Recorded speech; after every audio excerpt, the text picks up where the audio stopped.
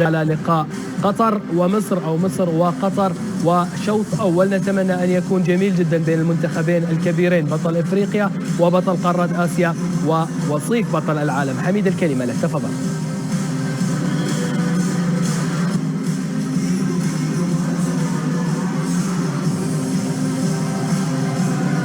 شكرا لك جمال، شكرا لضيوفك الكرام. أعزائي المشاهدين أينما كنتم، أسعد الله مساءكم بكل خير، وأهلا وسهلا بكم على قنوات بي إن سبورتس.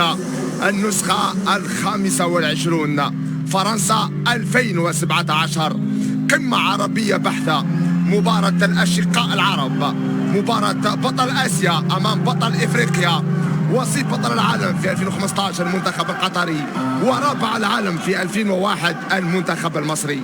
مباراة بين فاليرو ريفيرا بطل العالم مرة واحدة ووصيف مرة واحدة، أمامه من؟ أمامه مروان رجب المدرب الذي فاز مع المنتخب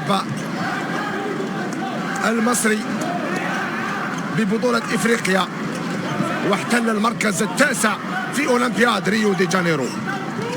مصر تبدأ في الهجوم، حاولت التقاطعات على مستوى الخط الخلفي، دفاع حركي للعنابي، تدخل قوي في المساندة.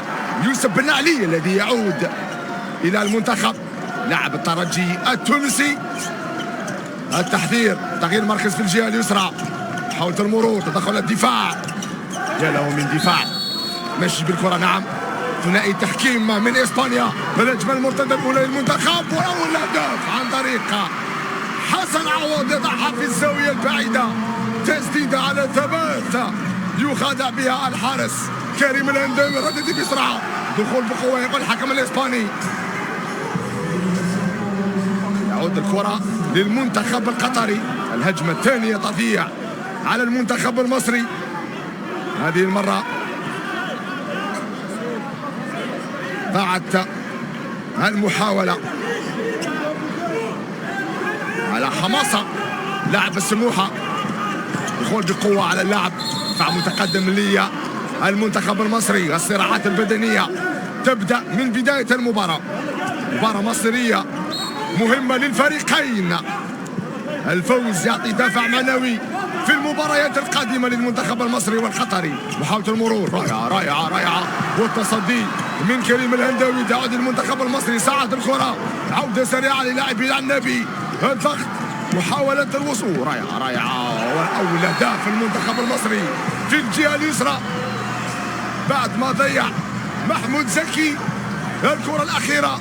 حماسة تضيع منه الكرة، ووجها لوجه.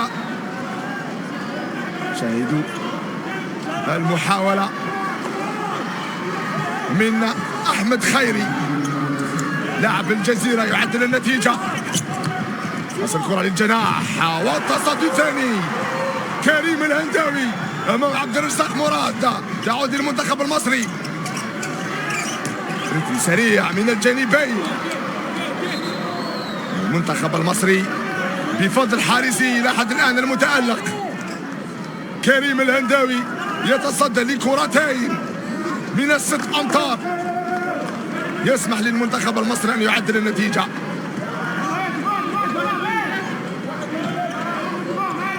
تحضير يحيى الدرع،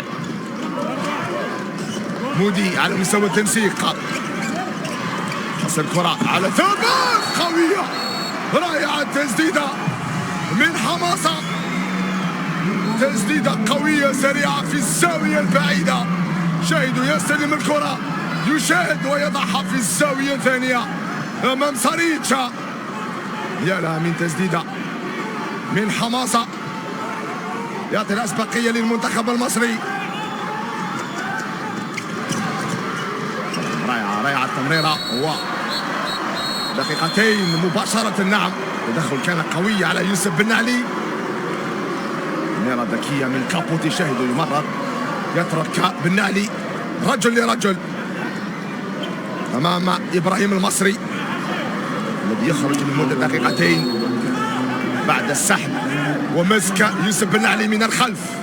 فرصة للمنتخب القطري، لتعديل النتيجة. محاولة التسديد ورائع المحاولة، وبطاقة صفراء أيضا على محمد إبراهيم. شاهد المساحة، الحجز من يوسف بن علي يسمح اللي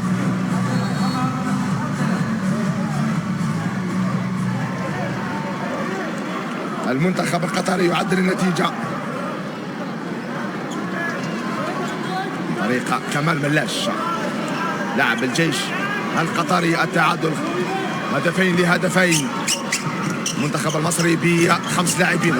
حماسة يبدأ بقوة والتصدي، يلا من فراد بن سريج امام حماسة، يجد الحل حماسة رغم النقص العددي في الجهة اليسرى او اليمنى، لكن سريج يتصدى لأول كرة في المباراة.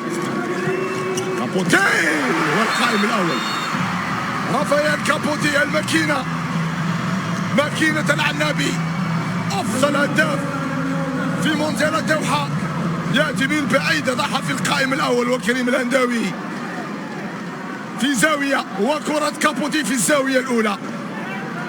الأسبقية الآن للمنتخب القطري. المنتخب المصري دائما ناقص عدديا، يدخل لاعب مكان الحارس في الهجوم، ليس هناك حارس في مرمى المنتخب المصري. التقاطع في الجهة اليمنى، تضييع الكرة، الحكم الإسباني هناك خطأ. أحمد الأحمر يبدأ على مستوى الجناح، يترك حماسة على مستوى الظهير.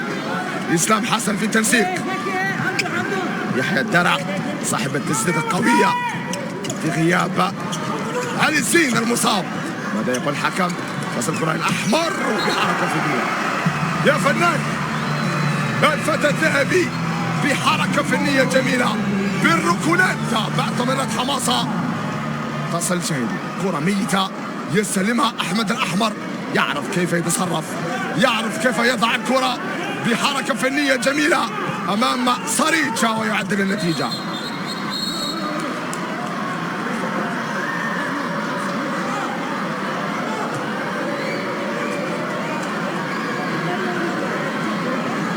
هناك ايقاف لمده دقيقتين على حماسه بعد تدخل على انيسه زواوي. شاهدنا السحب من الخلف من حماسه. التعادل 3-3. كمال ملاش، محمود زكي على مستوى التنسيق. زكي يحاول المرور، يمر من الاول، تدخل الدفاع، التغطيه من ابراهيم المصري في الوقت المناسب. افضل المدافعين في افريقيا. زكي، كابوتي، تماو، دقيقتين سيعود الحكم ويخرج اللاعب لمدة دقيقتين. رائعة من كمال ملاش، 1 ضد 1، يمر في الجهة الخارجية. شاهدوا ليس كمال ملاش،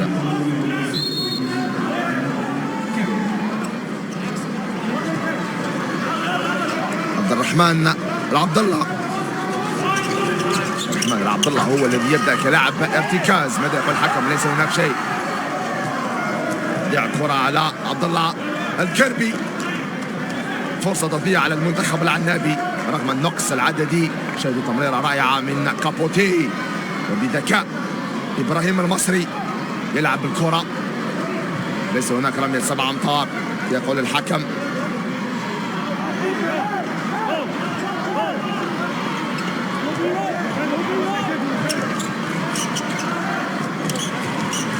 المصري في الهجوم، حماسة، هناك بطاقة صفراء على حسن عوض، الأولى على المنتخب القطري. لاعب الجيش القطري على الشاشة، وصيف بطل العالم. التحضير لإسلام حسن، الدرع في الجهة اليسرى، حماسة يطلب الكرة، تقاطع في الجهة اليمنى. إسبانيول مع الجناح، هاشم ممدوح يحاول. الدرع، رائع الكرة والتسلسل. الأحمر، الأحمر، ماذا فعلت بسريج؟ يرفع الكرة فوق سريج الفنان أحمد الأحمر. شاهدوا المعصم والحركة الفنية الجميلة لأحمد الأحمر للمرة الثانية يفعلها أمام سريج. الفنان أحمد الأحمر. الكربي يرد على الأحمر بعد ما ضيع الأولى. هذه المرة يضعها في الزاوية الثانية لاعب السد القطري. تمريرة رائعة، تسلسل، استغلال جيد للتفوق العددي. تمريرة من عبد الرحمن الطارق، شاهد يثبت في الهواء يشاهد ثم يضعها في الزاوية البعيدة. عبد الله الكربي يعدل النتيجة إلى حد الآن مستوى متقارب. تعادل في النتيجة 4-4. مباراة مصرية، مباراة حساسة، مباراة خاصة للمنتخبين. حماسة دخل الدفاع من يوسف بن علي، قوي بدنيا لاعب الترجي التونسي في مركز رقم 2. أحمد الأحمر هذا هو أنيس زواوي. اسلام حسن يحاول المرور، شرف اللعبة السلبي، يجب التسديدة، قوية التسديدة تصطدم بالقائم، كرة يحيى الدرع. وهو صريح المعول عليه كثيرا في هذه المباراة هو وكريم الهنداوي. حوار بين الحارسين المميزين في هذه القمة، قمة مصرية قطرية في مونديال فرنسا 2017. دفاع متقدم للمنتخب المصري، شرف بلعبة سلبي، محاولة المرور 1 ضد 1 ينجح، دخل الدفاع من أحمد خيري. اسلام حسن أيضا يدافع بطريقة جيدة، محاولة تسديد قوية من كابوتي، انتقاء بالقدمين رافائيل كابوتي، ماكينة أهداف العنابي. شاهدوا بالقدمين، تأخر في الصعود لدفاع المنتخب المصري على كابوتي، يترك له الفرصة أن يسدد في القائم الأول. الهنداوي دائما يريد أن يذهب قبل الكرة. هدف ثاني للاعب الجيش القطري.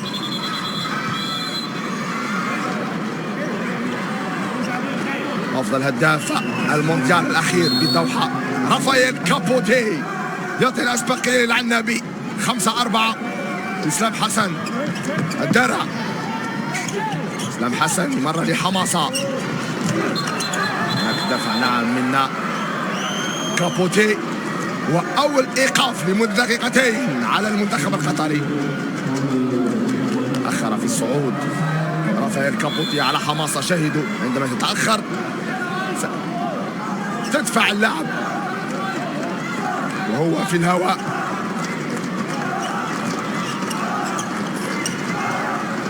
حماسة يبحث عن الدرع، اسلام حسن محاولة المرور قوية من يحيى الدرع، سجل أول هدف في المباراة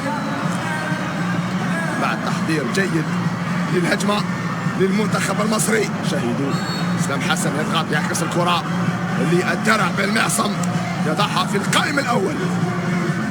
20 سنة فقط يحيى الدرع الذي سيلعب في هذا المركز طيلة البطولة نظرا لغياب علي الزين لاعب اكسون بروفونس الفرنسي.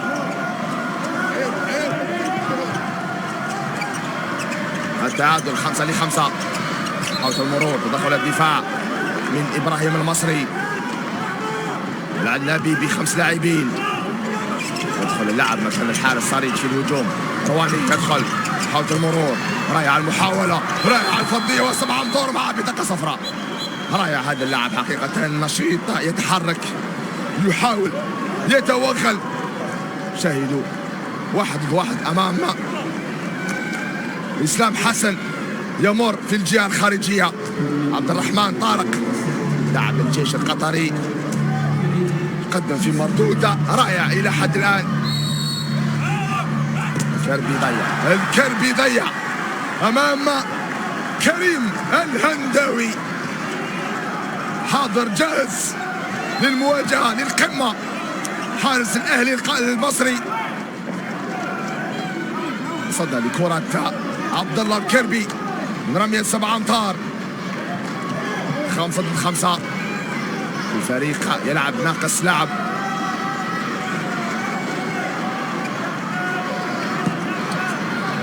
يدخل كريم أيمن في الجهة اليسرى، تضيع الكرة لكن يلمسها الكربي، يذهب للتماس.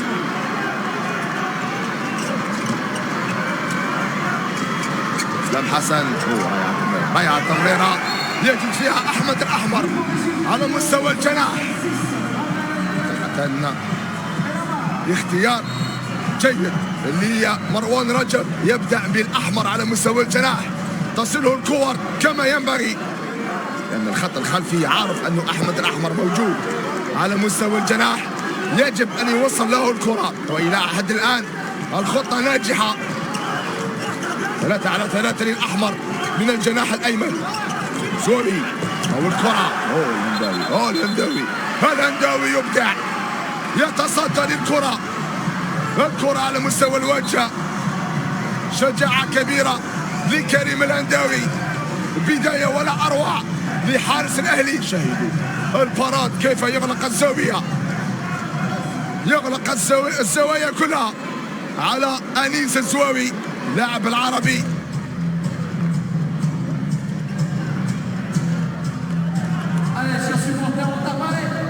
لحد الآن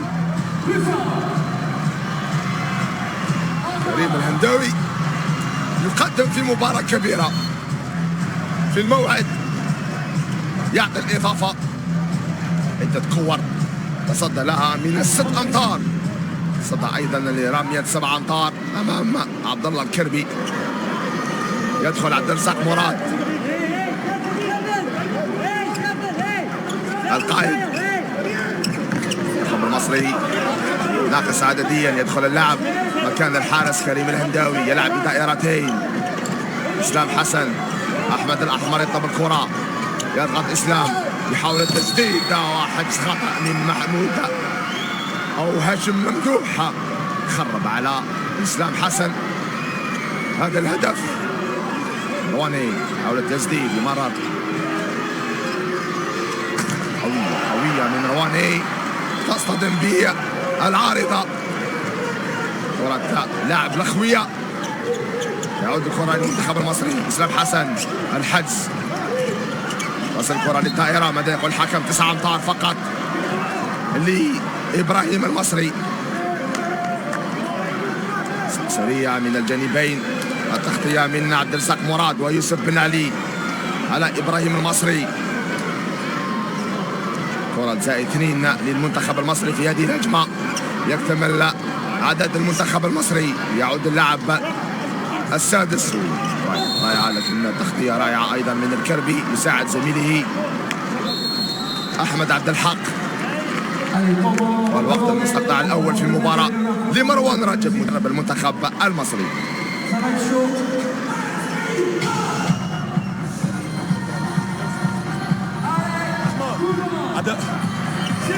هتبقى في الباك، ماشي، ممنوع، هتبقى في الوينج، خلاص، مودي في النص. حاليا عايزين نعمل 3، عايزين نعمل 3 سوري 6، خلاص 6. الاحمر بيجي على 3 هنا وبيطلعها لهادي، ماشي.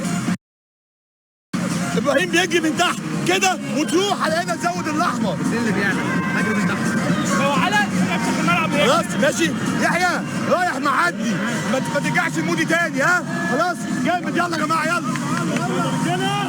واحد بس يلا. انت هتشان الماتش سهل والله.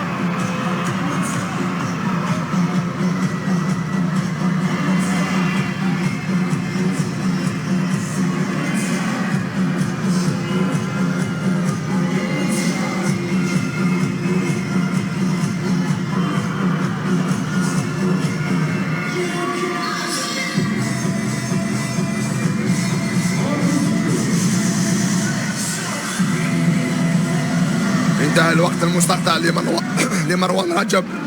المنتخب المصري متقدم بهدف واحد فقط، لديه الكرة، يحضر الهجمة. أحمد الأحمر يتحول للظهير أيمن، يحيى الدرع، أحمد الأحمر يحاول قوية، دخول بقوة، ماذا يقول الحكم؟ على أحمد عبد الحق، يسترجعها المنتخب المصري، تصل للجناح. أحمد الأحمر 1 ضد 1 يمر، رائعة تغطية من باسل الرئيس، يأتي بسرعة ويساعد زميله عبد الرزاق على أمام. شاهدوا لولا باسل الرئيس كاد أن يمر أحمد الأحمر أمام كابوتي. رائعة من باسل الرايس العودة. حاولة المرور ينجح بمجهود فردي. إسلام حسن رائعة المحاولة. شاهدوا 1 ضد 1 أمام كابوتي، ومصطفى كراد متأخر في التغطية. هذا هو إسلام حسن يسجل أول هدفه في المباراة، ذات الأسبقية بهدفين لأول مرة للمنتخب المصري في هذا الشوط الأول. كابوتي دخل الدفاع من هاشم ممدوح، قدم في مباراة كبيرة هاشم ممدوح في الدفاع خاصة. كابوتي يحاول التسلسل. مصطفى كراد رابط الحلول للمنتخب القطري في الهجوم. دفاع حركي. كابوتي شرب باللعب السلبي، يجب التسديد. المحاولة في الجهة اليسرى، تدخل المدافع يحيى الدرع أمام كمال ملاش. يجب التسديد. كابوتي سيسدد من 5 أمتار، وهاية الصد تعود للعنابي، و7 أمتار دفاع في المنطقة. يسترجع الكرة عبد الرحمن طارق. شاهدوا هاية الصد، يتصدى لكرة كابوتي، يسترجعها عبد الرحمن طارق، ورمية 7 أمتار. باسل الريس، كريم الهنداوي، الهدف لا، يضيع المنتخب العنابي رمية 7 أمتار ثانية بعد ما ضيع عبد الله الكربي. باسل الريس لاعب الريان يضيع، والعارضة تتعاطف مع كريم الهنداوي. المباراة صعبة، المباراة صعبة. هدفين فرق للمنتخب المصري. كريم الهنداوي رغم الإصابة على مستوى العين يواصل اللعب. شجاعة غير عادية لكريم الهنداوي. أحمد الأحمر دخل الدفاع، ماذا يقول الحكم الإسباني؟ هذا يمر من كابوتي، وسقوط كابوتي والأحمر، والتدخل من حسن عوض في التغطية. سقوط صعب على أحمد الأحمر. من السلامة للفتى الذهبي أحمد الأحمر، صاحب الأخلاق العالية، صاحب المهارات العالية. يخرج رافائيل كابوتي لمدة دقيقتين بعد تدخل على أحمد الأحمر.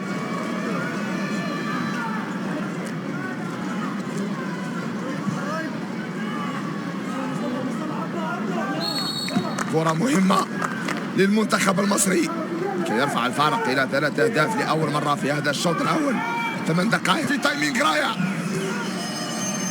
ممدوح يطلب الكرة، يتحرك ويتحصل رمية 7 أمتار مع دقيقتين على مصطفى كراد بعد الدفع من الخلف رغم التصدي لساريتشا. إسلام حسن يضيع، وساريتشا ينقذ الموقف، يرد على كريم الهنداوي حارس برشلونة سابقا أمام إسلام حسن. كرة زائد 3 تضيع على المنتخب المصري، والعنابي الآن لديه الفرصة لكي يخلص الفارق إلى هدف واحد. شاهدوا كانت فرصة لمصر أخذ الأسبقية ب3 أهداف، والآن فرصة العنابي لكي يخلص الفارق إلى هدف واحد. العنابي ب4 لاعبين. باسل الريس يصارع، كمال ملاش يمر 9 أمتار يقول الحكم رغم محاولة كمال ملاش يمر. كمال حاول في المرور، ماذا يقول الحكم؟ مرور بقوة على عبد الرحمن طارق. تعود الكرة للمنتخب المصري، والتسديدة مباشرة ذكية. يا لها من رؤية، يا لها من رؤية من ممدوح هاشم. شاهد مباشرة أنه ساريج غير موجود في المرمى. شاهدوا قبل أن يستلم الكرة، شاهد المرمى ثم مباشرة يسدد في مرمى المنتخب العنابي، والفارق يصبح ب 3 أهداف. والحال يأتي خطأ دفاعي رغم النقص العددي. عبد الرزاق مراد يتحرك خلف المدافع ويستلم الكرة، يصله منا عبد الرحمن طارق. المميز الرائع في هذا الشوط الأول. لاعب الجيش القطري، لاعب الارتكاز، ينزل فارق إلى هدفين. يعود اللاعب الخامس كابوتي، إسلام حسن الدرع، أحمد الأحمر. رائعة وممتازة. التقاطع في الجهة اليمنى، المنتخب المصري يسحب دفاع العنابي في الجهة اليمنى، والأحمر يهدي تمريرة من ذهب. شاهدوا على طبق من ذهب لي إسلام حسن، أمامه شارع، مساحة كبيرة أمام ساريتشا، لا يفوت الفرصة إسلام حسن من 6 أمتار. تعود الأسبقية ب3 أهداف. يكتمل عدد العنابي. كمال ملاش، كابوتي، 7 أمتار. هناك احتكاك، نعم هناك خطأ. كريم أيمن، شاهدوا يتحرك ويتجه نحو مصطفى كراك ويتسبب في رمية 7 أمتار. ما الذي سيسدد؟ كمال ملاش. هل سيسجل؟ نعم. أخيرا المنتخب القطري ينجح في رمية 7 أمتار بعد ما ضيع مرتين الكربي والرئيس، لكن كمال ملاش يفتح العقدة وينجح في الرمية 7 أمتار الأولى. ناجحة للمنتخب العنابي في هذا الشوط الأول.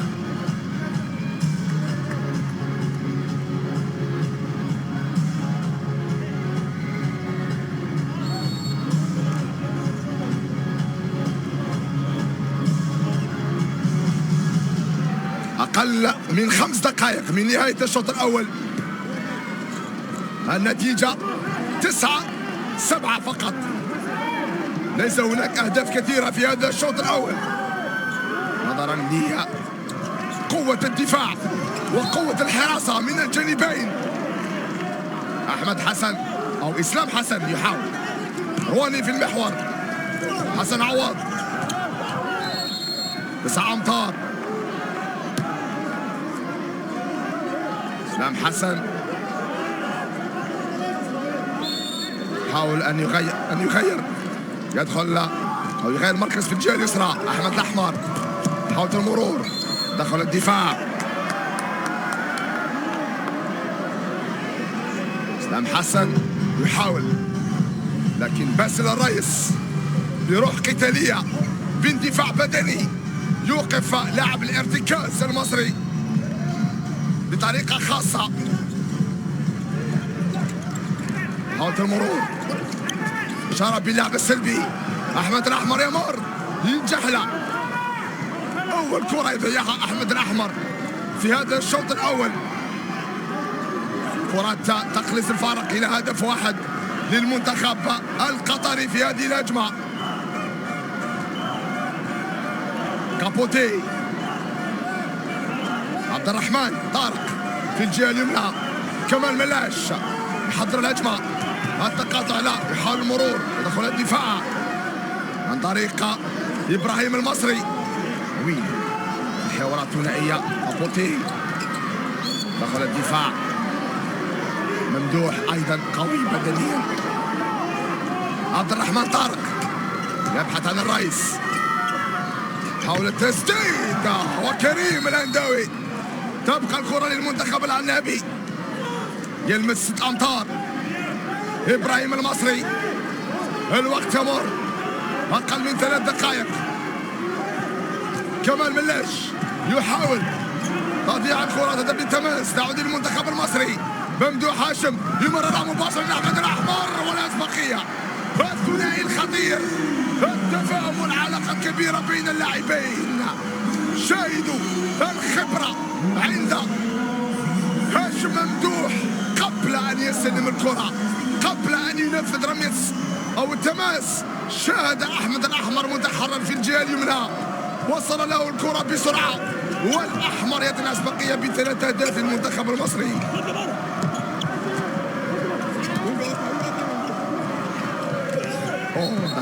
دقيقتين تدخل قوي على عبد الرحمن طارق.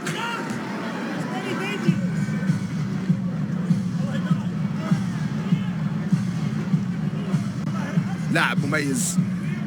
عبد الرحمن طارق يندفع، لا يخاف، شجاع، يخرج اللاعب لمدة دقيقتين. كريم أيمن، كابوتي، شاهدوا هذا اللاعب يفعل كل شيء حقيقة. اكتشاف هذا الشوط عند المنتخب العنابي. عبد الرحمن طارق، شاهدوا، يخرج اللاعب الثاني لمدة دقيقتين. هاشم ممدوح يخرج لمدة دقيقتين بعد الدفع على عبد الرحمن طارق، ومعها رمية 7 أمتار. يدخل الحارس الثاني، هادي رفعت مكان كريم الهنداوي في رمية 7 أمتار. كمال ملاش نجح في الأولى أمام كريم، الآن أمام هادي. ينجح لاعب الجيش القطري، قلص الفارق إلى هدفين. رائع الفند لكمال ملاش.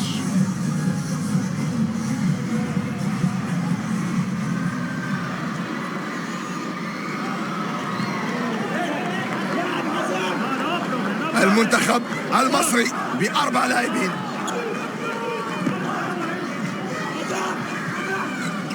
يحيى، اسلام حسن حول المرور، يستفيد من 9 أمتار. الدقيقة الأخيرة والنتيجة 10-8 للمنتخب المصري. حول المرور، التغطية رائعة، قوي بدنيا. يحيى الدرع لاعب هليوبوليس المصري لشرب لعب سلبي، يجب التسديد قوية، يلمسها زاريتشا، تعود المنتخب القطري بكرة. تسرع في التسديد يحيى الدرع، كرة تقلص الفارق. المنتخب المصري يدافع ب4 لاعبين أمام 6 لاعبين للعنابي. فرصة كبيرة لتقليص الفارق إلى هدف واحد قبل نهاية الشوط الأول. الكربي يرفض الهدف، يرفض الهدف، والأحمر يسجل، لا يسجل. والمنتخب المصري بعدما كاد أن يستقبل الهدف، الحكم الإسباني يرفض هدف كابوتي، ينزل قبل أن يسدد. كريم الهنداوي يمرر بسرعة لمن؟ لأحمد الأحمر القناص، يسجل في الثانية الأخيرة، والأسبقية تصبح للمنتخب المصري، بينما كانت فرصة كبيرة للمنتخب القطري لكي يخرج بفارق هدف واحد في هذا الشوط. هو يخرج بفارق 3 أهداف في انتظار بداية الشوط الثاني.